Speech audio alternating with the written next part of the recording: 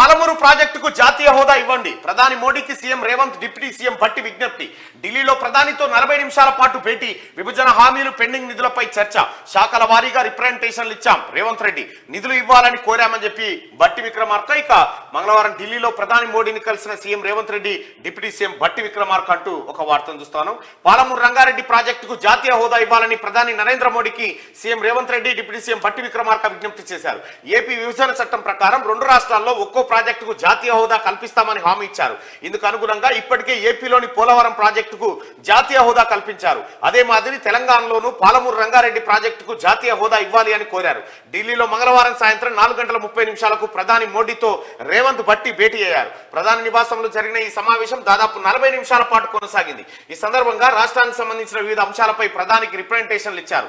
విభజన హామీలు, పెండింగ్ నిధులు, ఇతర ఆర్థిక అంశాలను ప్రధాని దృష్టికి తీసుకెళ్లారు.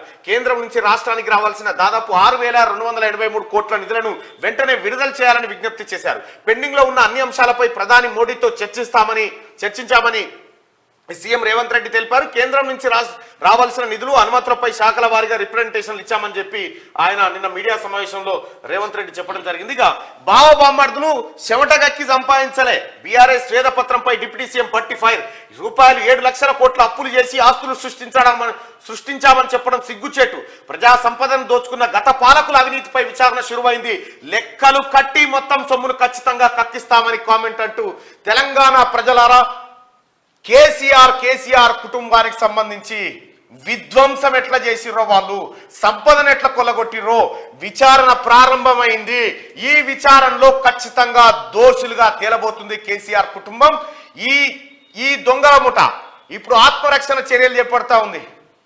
కేసీఆర్ ఇప్పుడు వీడియోలు తయారు చేసి కేసీఆర్ 10 రోజులకి కేసీఆర్ రావన్నా. కేసీఆర్ తాను ఏమున్నట్టు? కేసీఆర్ ఉన్నప్పుడు ఏం బీకినాం మనం? ఏమి చేయలే. ఇప్పుడు కేసీఆర్ కాదు, కేసీఆర్ రాడికి ఎప్పటికీ గుర్తుపెట్టుకోరు. ఎందుకంటే కేసీఆర్ దుకాణం అయిపోయింది. 70 ఏళ్ల పైసీలకు తొంటిరిగి పడ్డోడు ఎవరు లేవగా చూడలే నేను మళ్ళా.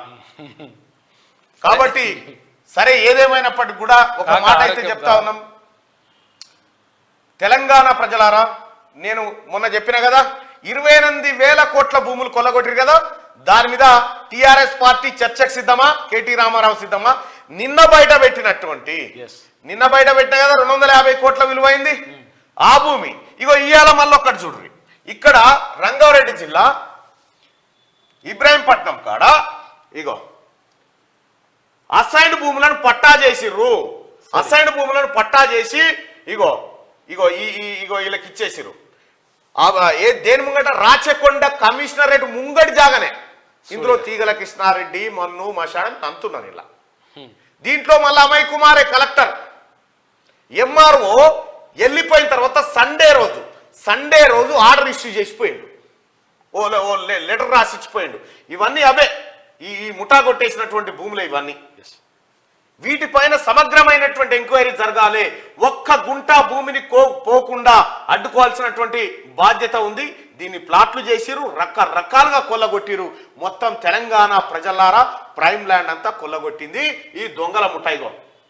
వాళ్ళు రాసిన report, complaint about the conversion of assigned land and ceiling land into patta land without any proper evidence in Dharani regarding ego to the district magistrate and collector Rangareddy district సంబంధించి పెడితే, వీళ్ళందరూ పెడితే అసైన్ ల్యాండ్ ని, తర్వాత ceiling land ని తీసుకుపోయి పట్టాగా convert చేసి కొంతమంది కట్టబెట్టిరు.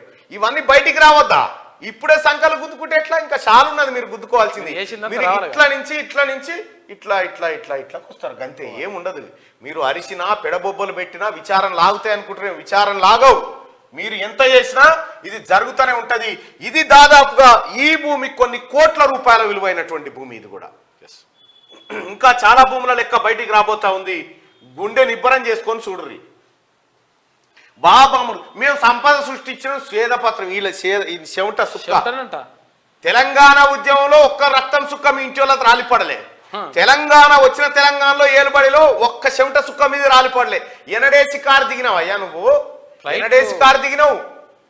ఫ్లైట్, హెలికాప్టరు చేతులున్నావా నువ్వు అధికారంలో ఉన్నప్పుడు? చార్టర్ ఫ్లైట్లు, అమెరికా, లండన్ ఎక్కడ పోయినా ప్రత్యేక విమానాలు, మంది సొమ్ముతోటి తైతక్కలాడి ఇలా నేను సంపద సృష్టించిన అంటున్నాను, నువ్వు సృష్టించిన సంపద గిడికి రా, నీ సంపద సంగతి చెప్తా నేను.